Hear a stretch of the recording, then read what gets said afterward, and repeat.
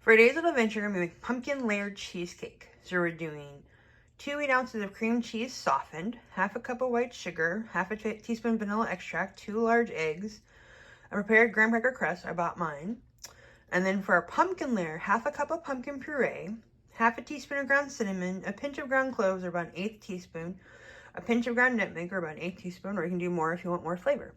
Anyway, please join us for making pumpkin layered cheesecake. So for the cheesecake, we do 2 8 ounces of cream cheese, half a cup of sugar, and half a teaspoon of vanilla. And then we're going to mix it together. Won't do very much of that because I hold it with one hand. And then after this, we're going to add eggs. And also make sure that your oven is heated to 325.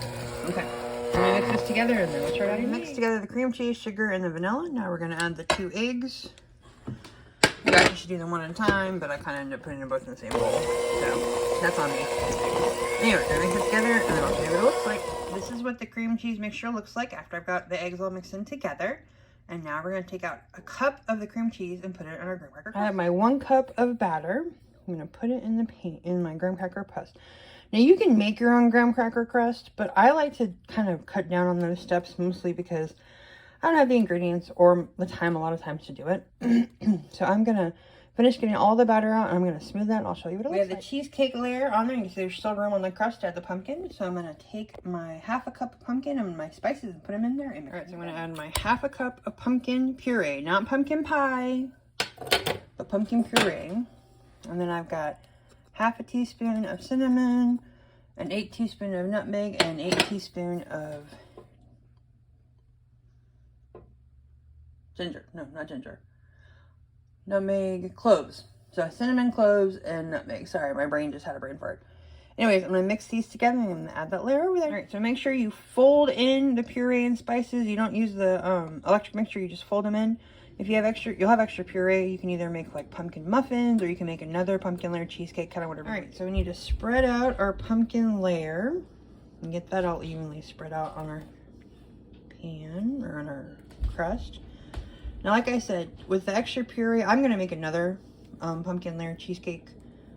So I can have one for my house and then one for the activity I'm going to go to with my kids. It'll be fun. So that's just me. But you can also use it because a lot of recipes only use about half a cup of pumpkin. Sometimes a cup, but half a cup. So a can is 3.5 servings normally. I like to read the backs for servings. And so that, and their half a cup is a serving. So that would be 3.5, one cup would be 3 servings would be 1.5, so it'd be about 2 cups. So sorry, my brain's been doing math early in the morning, a little bit hard.